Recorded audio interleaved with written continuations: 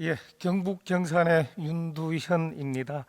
먼저 법무부 장관에게 묻겠습니다. 예. 법치라는 게 통상 우리가 이제 이야기를 하면 법을 이제 정상적인 나라라면은 법을 지키는 게 이익이고 법을 지키지 않으면 손해가 있다. 이런 믿음이 있는 게 정상적인 사회다라고 우리 이야기할 수 있죠. 예, 맞는 말씀입니다. 예. 그런데 최근 몇 년 동안 특히 이제 금융, 정권 범죄 이 수사 보면 이런 믿음이 안 생깁니다. 많은 국민들을 충격과 눈물 속에 빠뜨렸던 그 사모펀드 사태 기억하시죠? 예. 그거 보면 문제가 된 게 한 2019년쯤인가부터 이제 문제가 됐는데 아직도 제대로 사실관계가 안 밝혀지고 그러다 보니까 피해 구제도 안 되고 재판 중인 게 많이 있습니다. 그 사이에 피해자들은 피눈물을 흘리고 있습니다. 이 화면 한번 보시죠.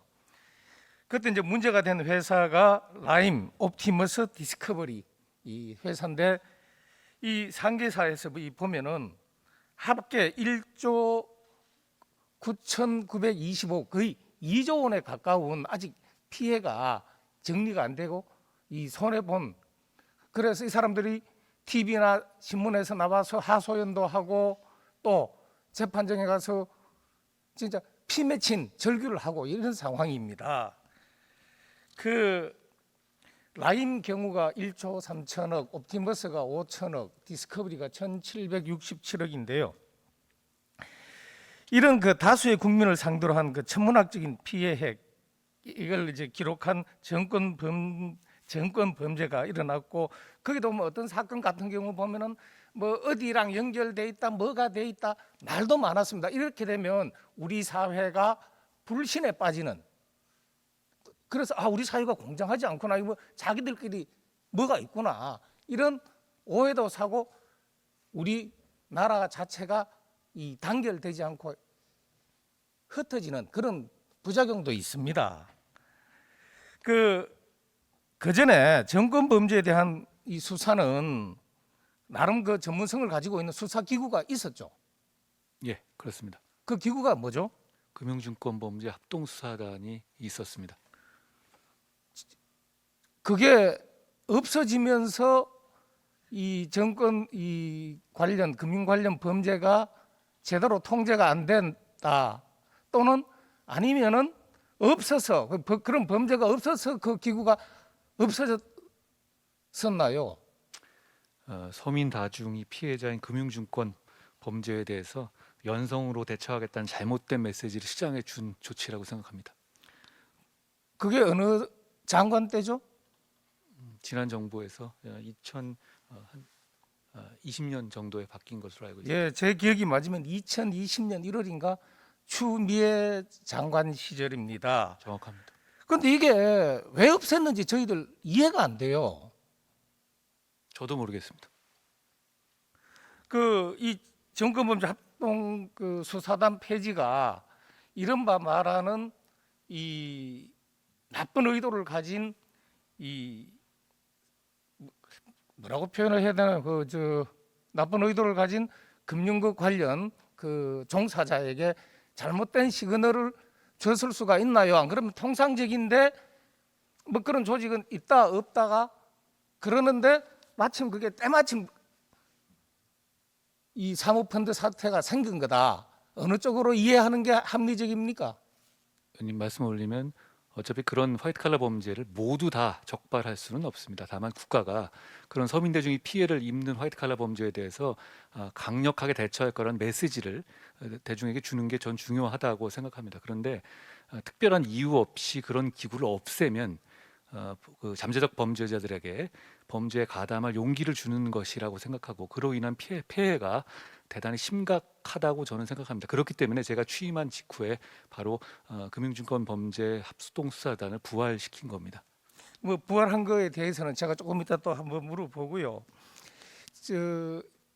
모든 범죄자를 다 적발해서 처벌할 수는 없을 겁니다. 그건 아마 신의 영역일 거예요. 그러면 이제 어떻게 해야 되느냐? 범죄를 저지른 사람을 엄벌에 처해서 저희들이 이제 아주 어릴 때 기차를 몰래 타는 사람들이 있었습니다. 그러면 그 사람이 기차를 돈을 주지 않고 몰래 기차를 타다가 적발되면 그 기차비를 내면 돼요. 1회분. 그러면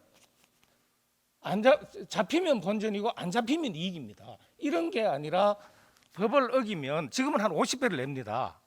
그러면 엄벌에 처해가지고 범죄를 저질러서 나쁜 짓을 해서 이익이 없겠구나라는 믿음을 주는 그런 이 법치가 돼야 되지 않나 생각을 하고요. 그 디스커버리 자산운용 한번 보겠습니다. 디스커버리 자산운용 보면은요, 금융감독원의 최초 검사가 2019년 6월에 있었는데 경찰의 압수수색은 최초 그 금융감독원이 수사한 날로부터 그 금융감독원이 조사한 날로부터 2년이 지난 지난해 21년 7월에 이루어집니다. 이 사태에 이제 가장 책임이 있는 그 디스커버리 자산운용의 대표가 장하원 대표입니다. 그 우리 지난 정부의 이제 주요 지위에 계시던 분하고 그 인척 관계인데 이제 그러다 보니까 이상한 소문이 막 이제 나돌고 하는데 그런 것을 바로잡기 위해서는 빨리 이 수사가 이루어지고 사실관계가 입증되는 게 중요하다고 봅니다. 그런데 2년 만에 이제 경찰의 압수수색이 이루어졌고 그리고 또 한 1년 지나가지고 한 10개월 지나서 이 장하원 대표 전 대표겠죠. 그분에 대해서 구속영장을 청구해달라는 경찰의 요청이 있고 검찰에서 반려됐다 그러더라고요.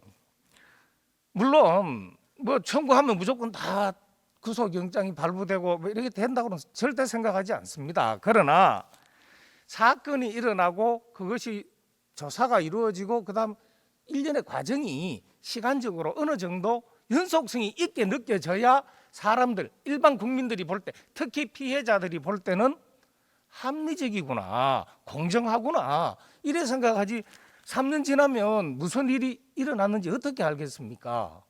이 부분은 어떻게 생각하세요?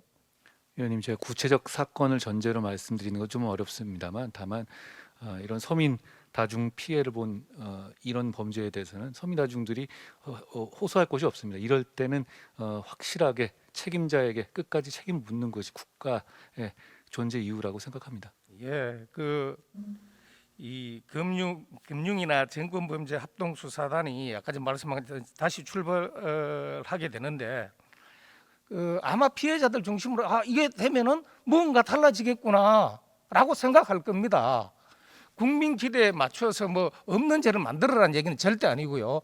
국민들이 심하게 잘못되어 있다라고 생각하는 것은 어느 정도 납득이 될 수 있도록 돼야 될 거다라고 생각을 합니다. 그래서 저도 책임감을 느끼고 있고 지금 증권법제 합수단이 새로 만들어지는 거기 참여하는 검사나 수사관들도 책임감을 느낄 거라고 생각합니다.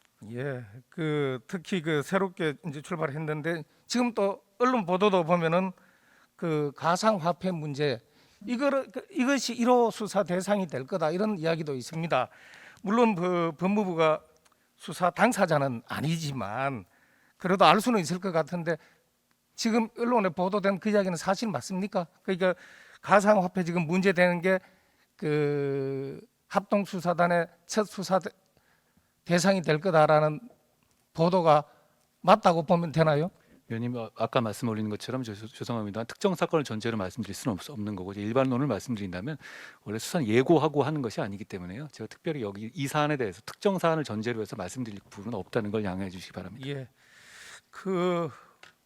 금융위원장 고승범 금융위원장이 지난 국회에서 말씀하실 때 국내 28만 명이 700억 개의 이제 루나 가상화폐를 가지고 있다 그러더라고요. 이분 특히 가상화폐는 2030 젊은 세대들이 많이 가지고 있습니다. 그래서 이 사람들 큰 손실이 입지 않도록 큰 손실을 입지 않도록 잘 해달라는 말씀드리고 그리고 조직을 만들어 놓으면 뭐 잘 굴러갈 수도 있겠지만 이 잘 운용될 수 있도록 지켜보면서 힘을 실어줘야 된다라는 말씀으로 질의 끝내겠습니다. 명심하겠습니다. 저